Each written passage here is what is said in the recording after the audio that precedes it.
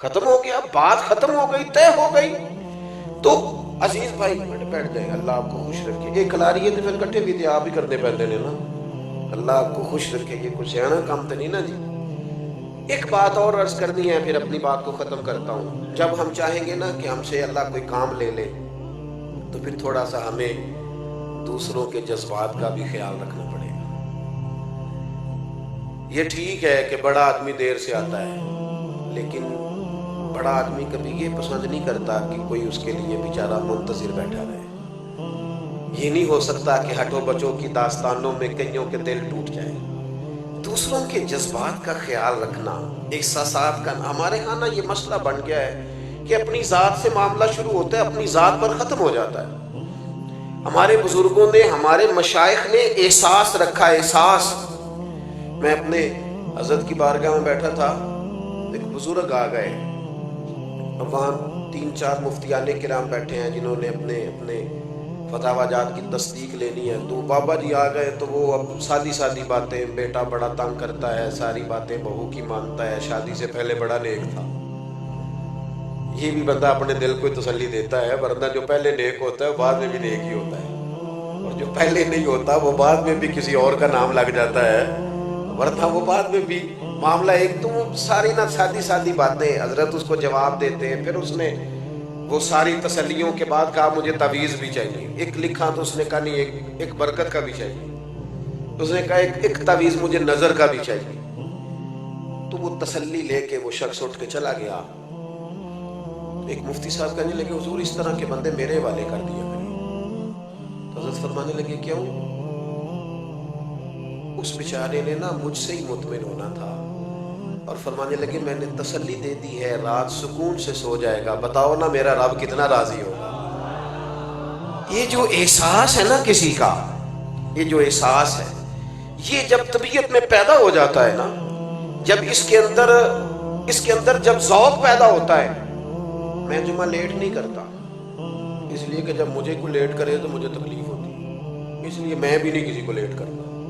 میں کہتا ہوں جب میں لیٹ نہیں ہونا پسند کرتا تو کوئی بیچارہ کیوں لیٹ ہو.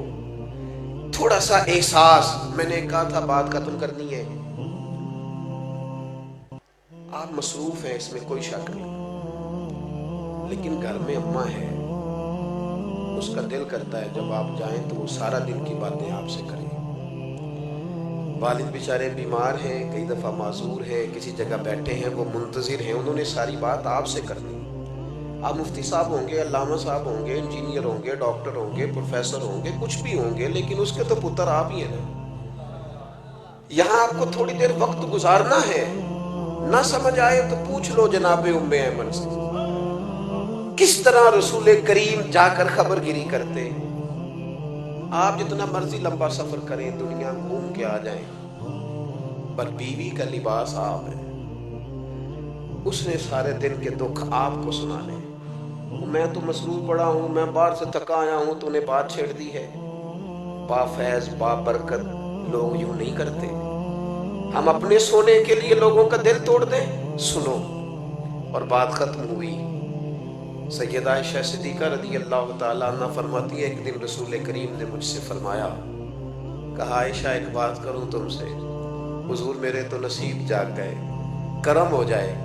فرمایا جب تم راضی ہوتی ہو مجھ سے تب بھی مجھے پتہ چل جاتا ہے، اور جب تمہارے دل میں کوئی بات ہوتی ہے جب بھی پتہ چل جاتا ہے. کہتی ہے میں فٹافٹ اور زیادہ ہمتن گوش ہو کے عرض کرنے لگی حضور میں اور آپ سے ناراض. تو فرمایا بتاؤں پھر؟ یا رسول اللہ فرمائیے. فرمایا عائشہ تم کبھی کبھی قسم اٹھاتی ہو. یا رسول اللہ اٹھاتی ہوں. فرمایا جب راضی ہوتی ہو تو کہتی ہو مجھے محمد مصطفیٰ کے رب کی قسم، اور جب تمہارے دل میں کوئی بات ہوتی ہے تو پھر کہتی ہو مجھے حضرت ابراہیم کے رب کی قسم. حضرت عائشہ صدیقہ کہتی ہے میں تمہیں بتا نہیں سکتی لوگوں میری کیفیت کیا تھی. وہ بات کہاں یا رسول اللہ آپ لفظوں تک کا خیال رکھتے ہیں، جملوں تک کا احساس فرماتے ہیں کہ کوئی کیا سوچ رہا ہے، کیا بول رہا ہے، کہاں تک سوچے گئی ہوئی ہے. فرماتی ہے میں جب بھی اس بات کو سوچتی میں رو پڑتی کہ حضور اتنا زیادہ خیال ہم نے نہ چھوڑ دیا ہے، اپنی زندگی میں محو ہو گئے، مست ہو گئے. میرے دوستوں میں سے جب کوئی مجھے کہتا ہے نا تھوڑا ڈرائیور، تو میں کہتا ہوں یار وہ ٹھیک ہے آپ نے جس طرح بھی کہہ دیا، پر میں تو گاڑی میں سو جاتا ہوں، بیچارہ جاگتا رہتا ہے۔ وہ اس کو اسٹریٹ سیدھا دیکھنا ہے، میں تو لیکن قدر نہیں ہے نا، احساس نہیں ہے۔ ہم نے سوائے اپنے دائیں بائیں دیکھنا چھوڑ دیا ہے۔ اپنے آپ کو بابرکت بنائیں، بافیض بنائیں۔ مومن کے لیے وہ اجر ہے جو کبھی ختم نہیں ہوگا۔ جانے کے بعد لوگوں کی تعریفیں شروع ہوئی اور پھر بڑی ہوئی۔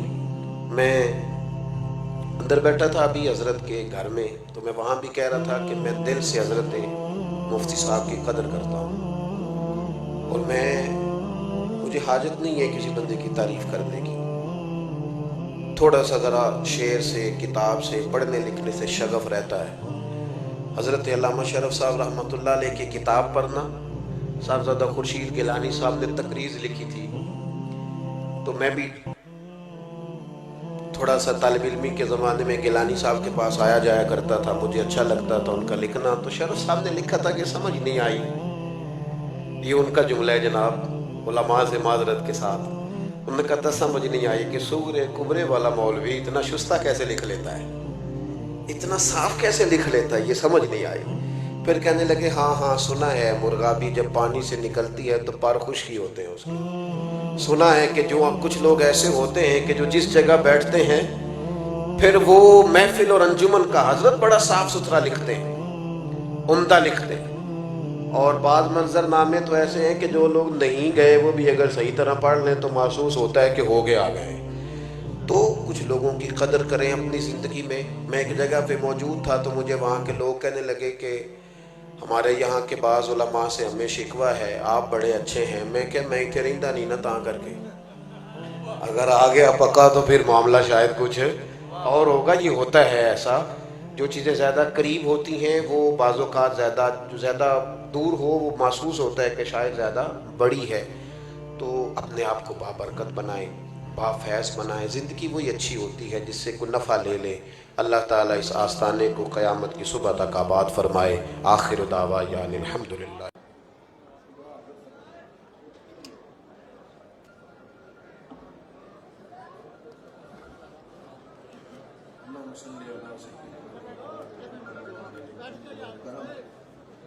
وآلہ وبارک وسلم۔ اللہ ہماری حاضری قبول فرما، ہماری حاضری قبول فرما۔